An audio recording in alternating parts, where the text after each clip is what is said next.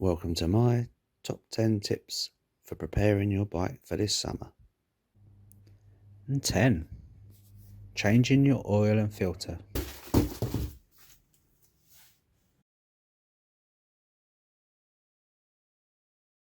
First thing you want to do is find the sump plug. Undo and remove the sump plug, unscrew it, and make sure you got a drip tray sitting there waiting. Then you want to find the oil filter. Normally you'll need a specific oil filter tool. Check your bike for what one you might need. Grab the new filter, put a bit of oil on the seal. You don't want that getting snagged as you put it on. Just do it hand tight to begin with, and then use the filter tool. And once the filter's on, make sure you fit the sump plug and make sure that's nice and tight.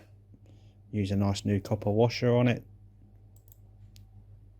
Then you want to remove the filler cap. Don't know about you, but I always can't find my funnel, have to search everywhere for it. And just fill it up a litre at a time.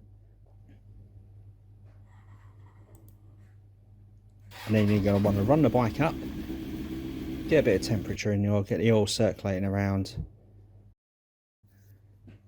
Number 9. Changing your coolant. You want to remove your rab cap. Find the lowest hose point you can. You might have to take the fairing off, just finds it a bit easier. Pull the hose off, drain the slimy green coolant. Make sure you've got a drip tray there though, yeah. Give it 5 minutes, let it all drain out. Refit the hose and start filling it up slowly. Keep an eye on the expansion tank and the level within the expansion tank. Refit the filler cap and then give it a little run. Just for a minute, just to get some temperature in it, get that coolant moving around.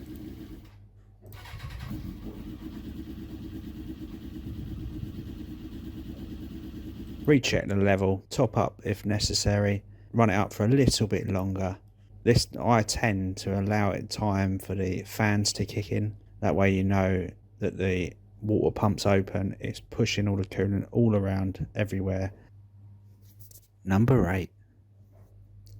Checking your tyres. First thing to check on your tyres is to make sure they're in date. Different tyres use different ways of showing the date that they were manufactured. These Bridgestones here will show that this tyre was made on the 46th week of 2022. And then check with your manufacturer the tyre pressures and then inflate to the correct pressure. And obviously do the same for the back. And you also want to get a tread depth gauge like this, and what you do with that is you just poke it inside the groove and you can spin it around and you will find the top of the tread depth gauge will line up on the number, and you want to check that that number is above 1 millimeter is your legal tread depth limit. You want to check the sides. Basically, I think it's 70% of the tire has to be within the limit. Number 7. Checking your brakes. First thing to do is remove the front caliper. You want to have a look at the wear indicator grooves in the middle of the pad, so you'll have a line down the middle of the pad. Then you want to have a little spin of the wheel, just looking for any warping, any cracks between the ventilation holes. A little bit of lubrication on the pistons there. You want to be gentle with this, just prying back the pistons a little bit. Once you've done that, refit the caliper. And because you've pushed the pistons back, you're going to spin the wheel, make sure it's nice and free. Pistons have moved back as they need to, and you're going to pump the brake lever to push that hydraulic fluid back. Then you're going to want to check your hydraulic fluid, check the fronts. Level should sit between the upper and the lower level. Check the rear, and as you can see, mine's a little low, so I'm going to give it a little top up. Number 6. Checking your chain. Check the tension just with it on the paddock stand. I always do it on the paddock stand, but just allow a little bit more slack, because once your weight's on it, it's going to go a little bit tighter. You're going to undo the rear spindle, and then you got a locking nut for the tensioner at the back. And what you're basically doing is you're moving that spindle backwards, and you're going to make sure it lines up, basically making sure your back wheel is straight. Then you're going to recheck the tension. I will normally just nip up the spindle at this point, not a crazy amount, and then I'll do up the locking nuts and then fully tighten the rear wheel, and make sure you find out the torque settings for the rear wheel spindle and tighten it to that spec. Once you're happy, remove off the paddock stand.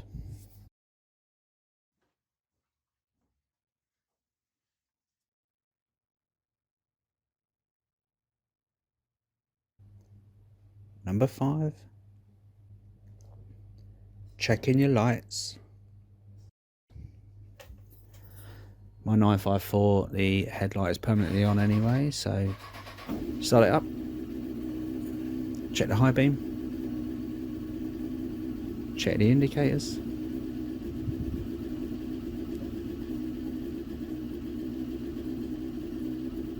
check the front brake light, check the rear brake light,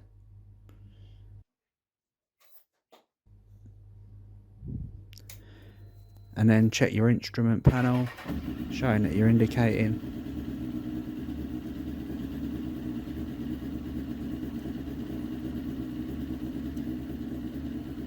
Showing that the high beam's coming on, your oil light and everything's going out when it should. All good.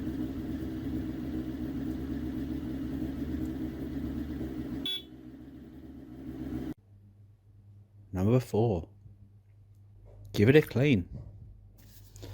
I like to use a nice little bit of Wheel Clean by Motul UK. Great for getting all the grime and rubbish off the back wheel. And you can't beat Motul UK's chain cleaner, it's brilliant.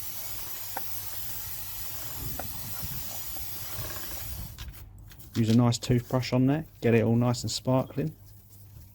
Once I've given the bike a nice wash, pull it inside and dry it, and then use a bit of Motul UK's wash and wax to give it a nice sparkle.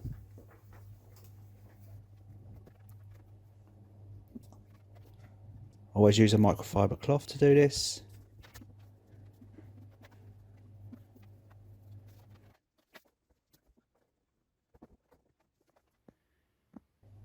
Not bad for a 21-year-old bike, is it?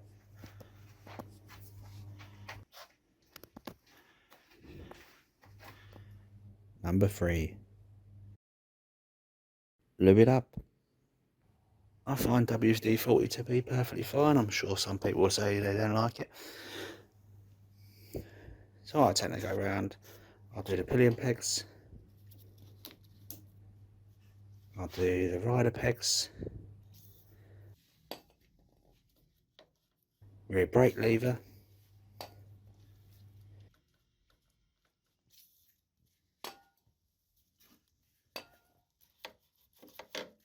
gear change mechanism, front brake lever, clutch lever,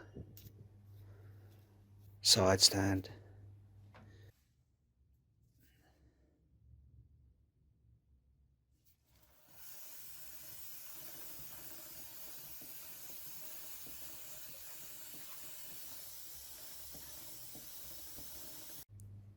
Number 2, clean your helmet.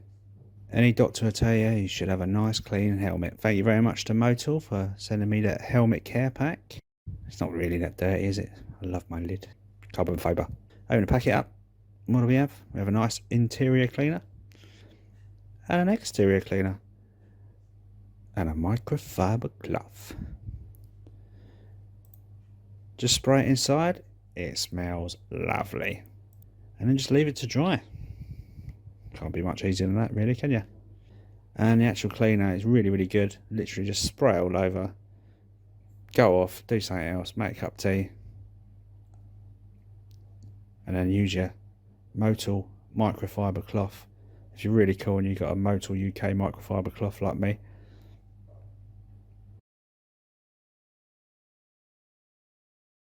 Not a bad sparkling helmet.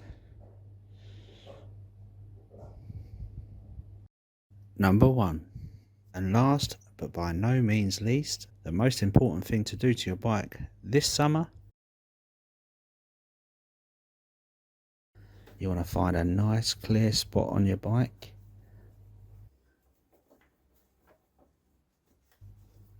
Give it a nice clean up.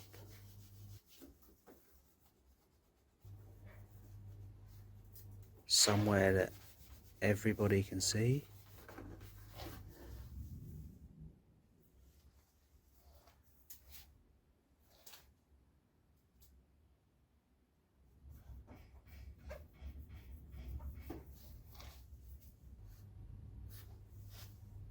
And there you go. And now you can show you've got a retro superbike. Whoop whoop.